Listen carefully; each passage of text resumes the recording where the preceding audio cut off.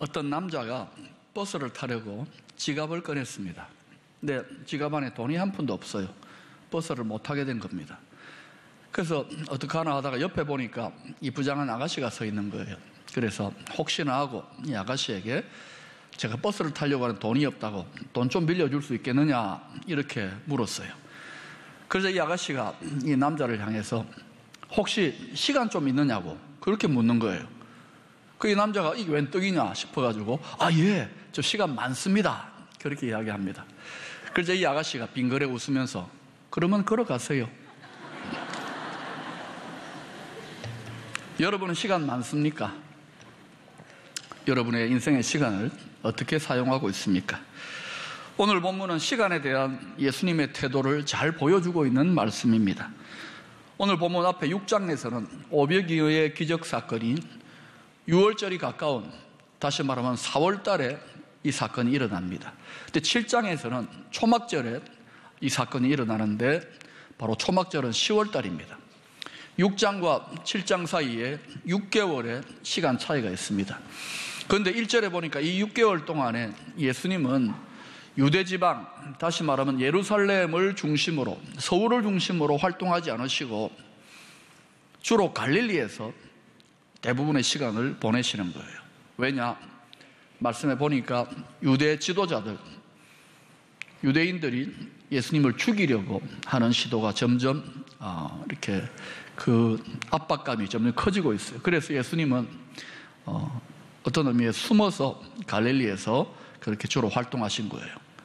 죽음이 무서워서라기보다는 아직은 예수님이 죽을 때가 아니다. 예수님은 자신이 죽어야 할 때, 그때 죽고자 하셨던 것입니다. 그래서 6개월 동안에 어떤 의미에서 하나님의 때를 기다리셨던 것입니다. 자, 그런데 오늘 본문의 때인 초막절은 유대인의 큰 명절 중에 하나입니다. 4월 달에 6월절, 5월 달에 오순절, 그리고 10월 달에 초막절, 이 세 가지가 유대인들이 가장 크게 치는 3대 명절입니다. 이 초막절은 출애굽한 백성들이 광야를 행진할 때에 40년간 천막, 장막 생활을 했던, 그 하나님과 동행했던 그 구원의 여정을 추억하고 신앙을 다시금 다지는 그러한 축제입니다. 일주일간 진행됩니다.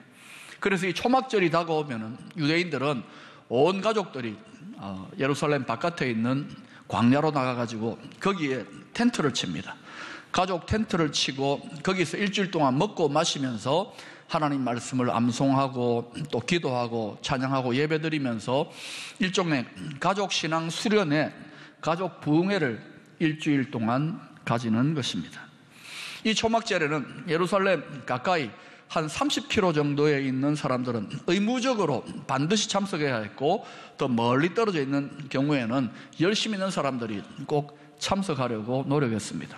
그러다 보니까 갈릴리 지역에서도 열심히 있는 성도들이 이 예루살렘 초막절 축제에 참여하려고 많이 떠났습니다. 그런데 이때에 예수님은 자신을 따르는 가까이 있는 제자들 몇 명과 계속해서 갈릴리에 칩거하고 있는 것입니다. 그 모습을 보고 있노라니 예수님의 육신의 형제들이 있습니다. 동생들이 자기의 형님을 볼 때에 좀 답답하게 느껴진 것 같아요. 마태복음 13장 55절 56절을 보면 예수님의 육신의 형제에 대한 이런 설명이 나옵니다. 이는 그 목수의 아들이 아니냐? 그 어머니는 마리아, 그 형제들은 야고보, 요셉, 시몬, 유다라 하지 않느냐? 그 누이들은 다 우리와 함께 있지 아니하냐? 그런즉 이 사람의 이 모든 것이 어디서 났느냐 하고, 이 증언을 보면은 적어도 마리아가 성령의 감동으로 처녀의 몸으로 예수님 낳고 난 다음에 마리아와 요셉 사이에 적어도 6명의 자녀들이 태어났다는 것을 알 수 있습니다. 다시 말하면 예수님에게는 적어도 6명의 혈육의 육신의 동생이 있다는 것을 우리가 알게 되는 것이죠. 자라났을 때는, 함께 자랄 때는 잘 몰랐는데 30살이 되셨을 때 예수님이 메시아로서 공적인 생애를 시작하면서 가는 곳마다 엄청난 기적을 일으키고 죽은 자를 살리고 귀신을 쫓아내고 병을 고치고 권세 있는 가르침을 베풀기 시작하니까 예수님의 인기가 하늘을 찌를 듯하고 가는 곳마다 소문이 납니다. 그러면서 동생들이 볼 때에 야, 우리 형님이, 야, 우리 오빠가 뭔가 다른가 보다 이렇게 생각했습니다. 그래서 3, 4절에 예수님의 동생들이 이렇게 요청하는 거예요. 형님, 이 시골에만 박혀있지 말고 서울로 올라가가지고 예루살렘으로 올라가서 당신이 능력자인 것을, 당신이 메시아인 것을 좀 드러내라고, 한번 본때를 보여주라고 이렇게 요청하고 있는 것입니다. 자, 그런데 사도 요한은 본문 5절에서 이런 예수님의 동생들이 믿음이 없다라고 말하는 거예요. 이는 그 형제들까지도 예수를 믿지 아니함이러라. 우리가 볼 때는 예수님의 동생들이 예수님이 능력이 있고 기적을 행하시고 또 나라를 뒤집어 엎고 좋은 시절을 만들 만한 대망의 메시아, 위대한 지도자로 등극할 만한 인물인 것을 분명히 믿고 확신했던 것 같습니다. 그래서 예루살렘으로 올라갑시다 이렇게 이야기하지 않습니까? 그런데 지금 사도 요한은 예수님의 형제들이 예수를 믿지 않았다라고 고백하는 것입니다. 왜일까요? 지금 동생들은 형님, 예루살렘에 가서 당신이 메시아인 것을 입증하고 왕이 되라고 지금 요구하고 있습니다. 그리고 형님이 왕이 되면 우리들도 한자리 하고 싶습니다. 이런 마음의 심보도 있었던 것입니다. 그런데 믿음이 있는 것 같은데 사도 요한은 이들 동생들이 믿음이 없다고 이야기합니다. 그러면 왜 사도 요한은 이러한 동생들의 모습에 대해서 믿음이 없다고 지적하고 있는 것일까요? 야고보서 2장 19절에 보면은 이런 재미있는 말씀이 나옵니다. 내가 하나님은 한 분이신 줄을 믿느냐? 잘하는도다. 귀신들도 믿고 떠르니라. 여기에 보니까 재미있는 표현이 있습니다. 귀신들도 믿는다고 합니다. 무엇을 믿습니까? 귀신들이 하나님의 존재를 믿고 하나님이 능력 있는 분임을 믿는 것입니다. 우리도 하나님의 존재를 믿고 하나님이 능력 있는 분임을 믿지 않습니까? 그런데 귀신들도 그 정도 믿음은 있다는 거예요. 근데 우리가 귀신들이 믿는다고 할 수 있습니까? 진실로 말하면 하나님을 인정하고 그 능력을 인정하고 시인한다는 것, 그것만으로는 참된 믿음이 아닌 것입니다. 이런 형제들에 대해서 예수님은 6절에서 이렇게 대답합니다. 예수께서 이르시되 내 때는 아직 이르지 아니하였거니와 너희 때는 늘 준비되어 있느니라. 이때 내 때는 바로 예수님이 죽을 때, 십자가를 질 때를 말합니다. 예수님은 3년 동안 메시아로서의 공생애를 사실 때 늘 그 D-Day, 자신이 십자가 지고 죽을 그때를 늘 의식하면서 그 시간에 맞추어서 자신의 삶의 스케줄을 이렇게 맞추었다는 것을 우리가 알 수 있죠. 자, 여기에서 우리가 생각해 볼 수 있는 것이 있습니다. 예수님께서 저와 여러분에게 요구하시는 참된 믿음, 적어도 사도 요한이 볼 때에 올바른 믿음의 핵심이 뭐냐? 그 핵심에는 십자가가 있다는 거예요.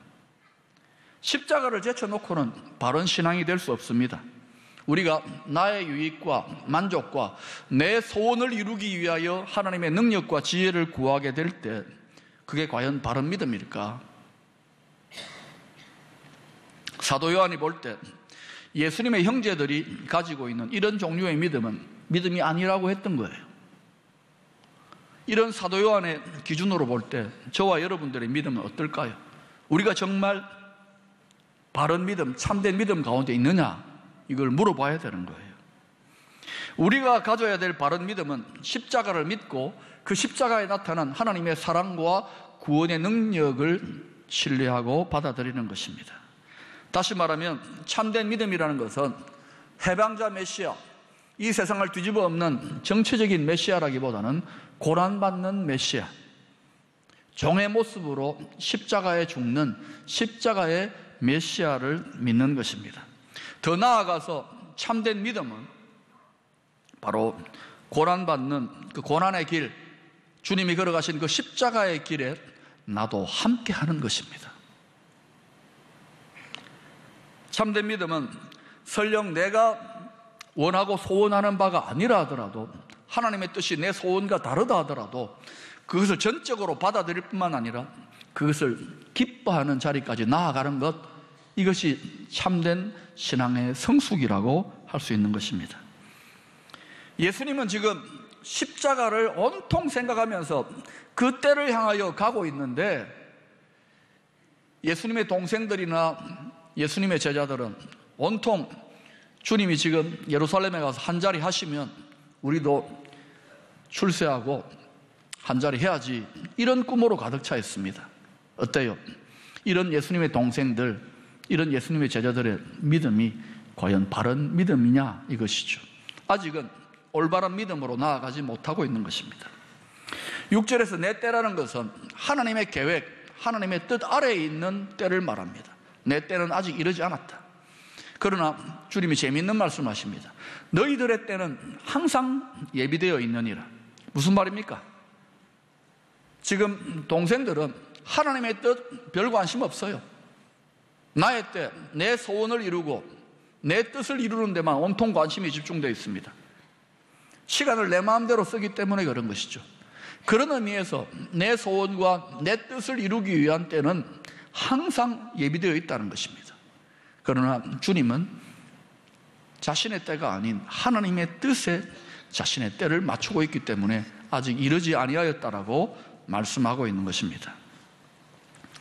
우리가 하나님을 믿는 자들은 자기 마음대로 자기 인생의 때를 살아가서는 안 되는 것입니다. 베드로전서 4장 2절 3절은 우리 구원받은 성도들이 어떻게 살아가야 할지를 이렇게 말씀합니다. 여러분 읽어보십시다. 시작. 그 후로는 다시 사람의 정욕을 따르지 않고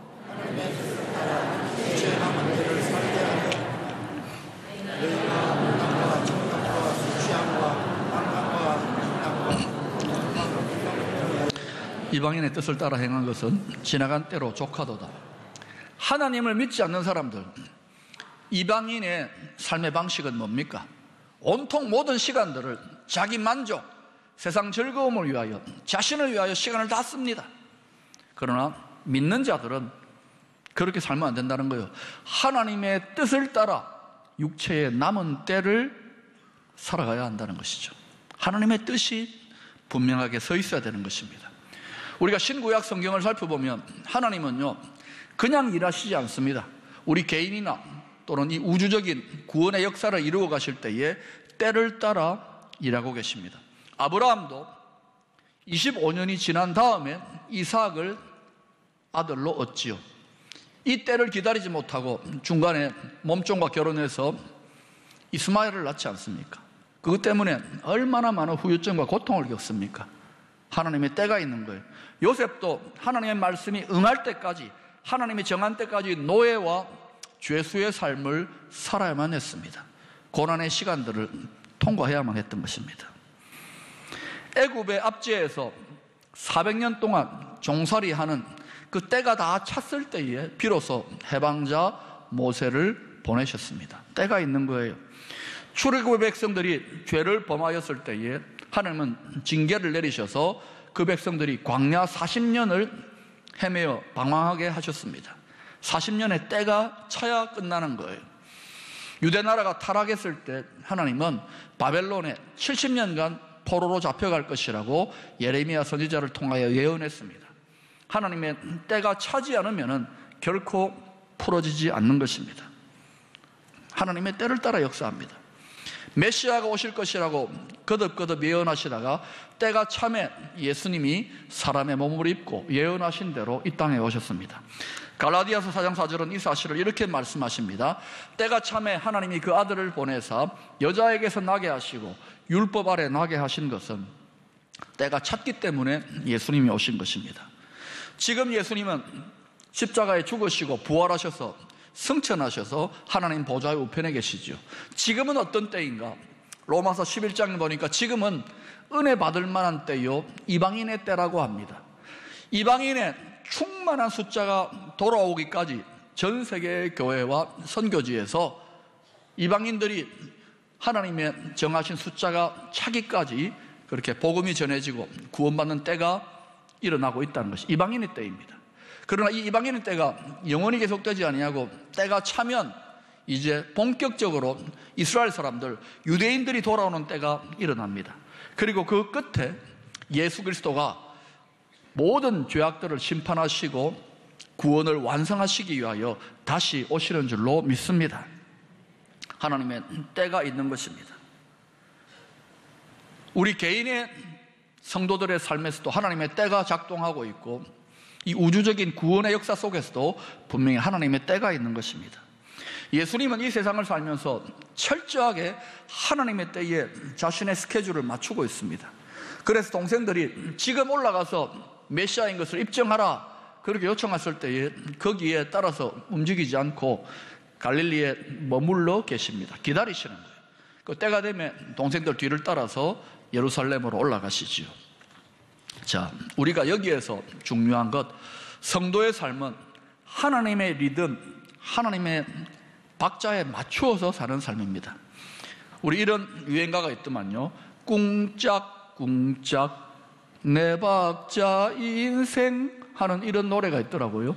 그냥 자기 마음대로 꿍짝꿍짝 희로애락으로 내가 그냥 내 시간의 주인이 되어 살아가는 거예요. 그러나 성도는 그렇지 않습니다. 하나님의 때를 따라 살아가야 되는 거예요. 이스라엘 백성들이 가나안 땅을 향하여 광야를 통과할 때에 자기들 마음대로 걸어가지 않았습니다. 하나님은 철저하게 시간 훈련을 시키십니다. 그래서 어떻게 합니까? 성막에 구름 기둥이 떠오르면 신호로 알고 출발하고, 구름 기둥이 멈추면 거기에 머물러서 기다렸습니다. 고, 스톱, 가고 멈추는 것을 철저하게 하나님의 뜻을 분별함으로 그것이 기준이 되어 움직였다는 것을 알 수 있습니다. 우리가 인생의 중요한 때를 맞이합니다. 그때에 하나님의 뜻이 무엇일까?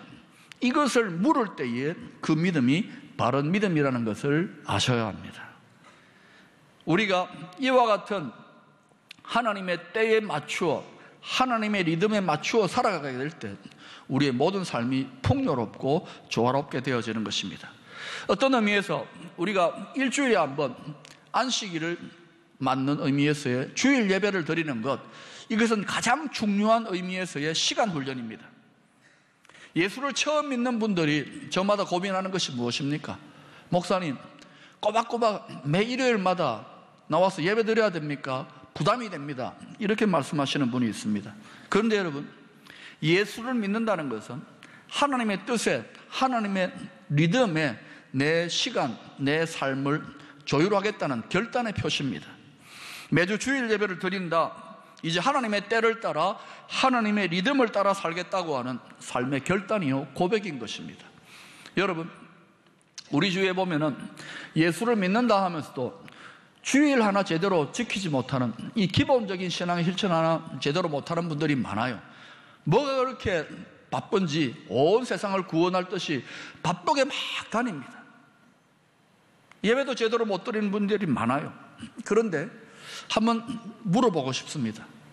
그렇게 바쁘게 예배도 빠뜨리면서 그렇게 생활하신 분들의 삶이 과연 얼마나 윤택하고 얼마나 풍성하고 얼마나 부요해졌는지요. 그러면 거꾸로 주일 예배마다 꼬박꼬박 예배를 드리고 하나님께 시간을 드리고 또 이렇게 하나님을 중심으로 내 때를 모두 맞춘 그런 성도들의 삶이 빈궁해지고 비참해지고 다 실패했던가요? 그렇지 않지 않습니까? 하나님의 이름을 따라 살지만 거기에 또 다른 하나님께서 주시는 축복과 풍요로움에 참여하는 그런 지혜의 길이 있는 줄로 믿습니다. 처음 주일을 지키기로 결단할 때 생겨나는 마음의 갈등 중에 하나가 매주 이렇게 해야 되나?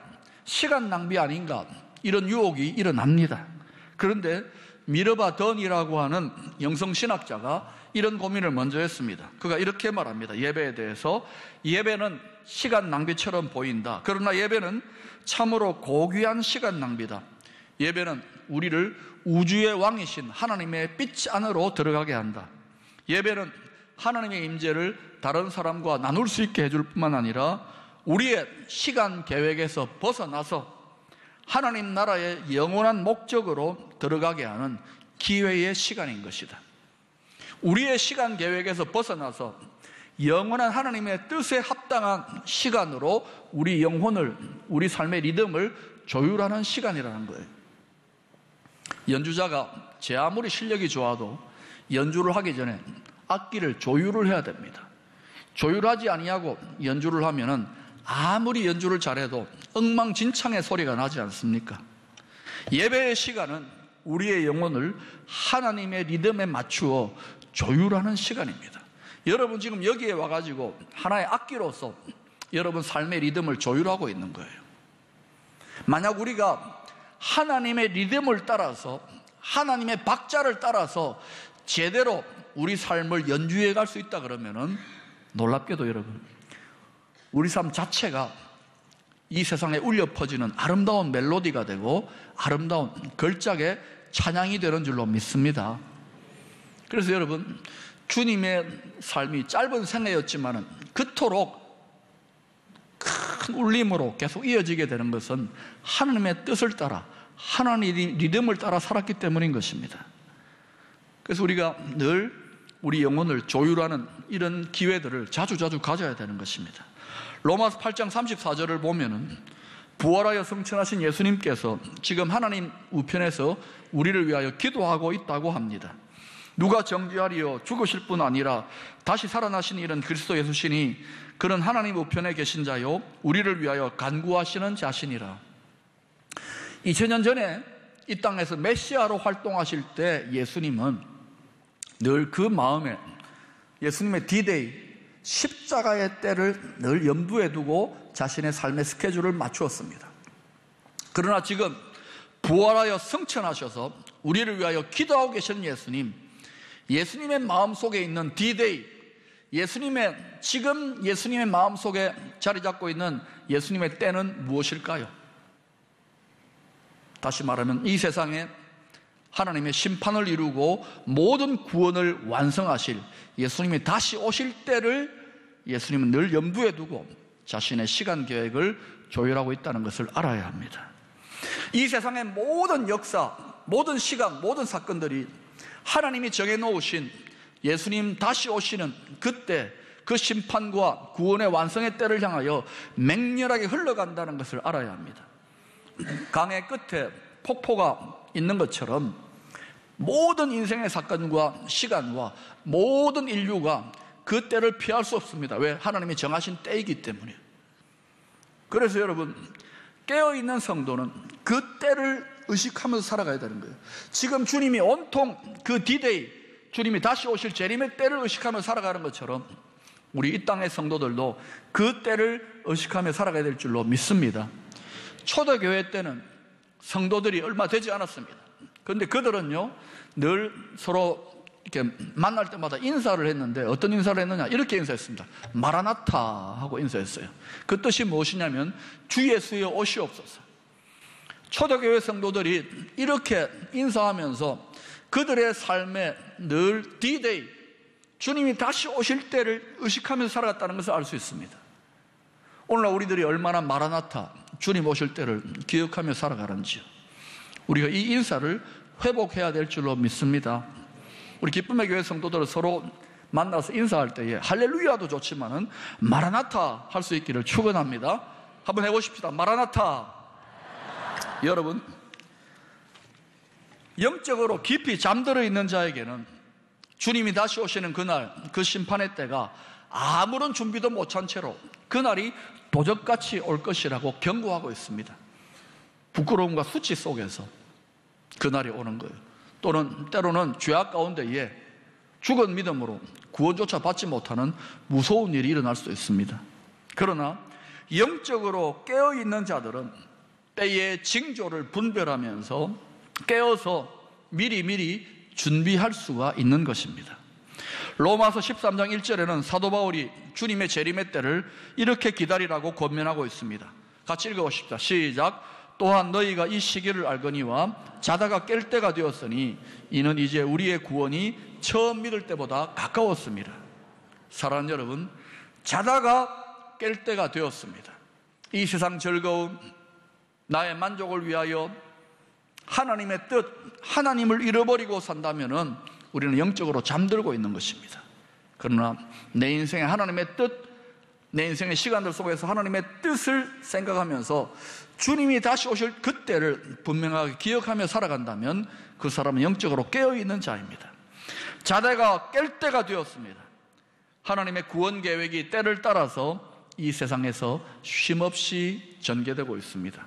그리고 마침내 주님의 때에 예수 그리스도께서 이 땅의 심판의 주로 다시 오셔서 모든 것을 완성시키실 것입니다. 우리는 영적으로 깨어서 하나님의 때에 맞추어 우리들의 삶의 시간들을 잘 사용해야 될 줄로 믿습니다.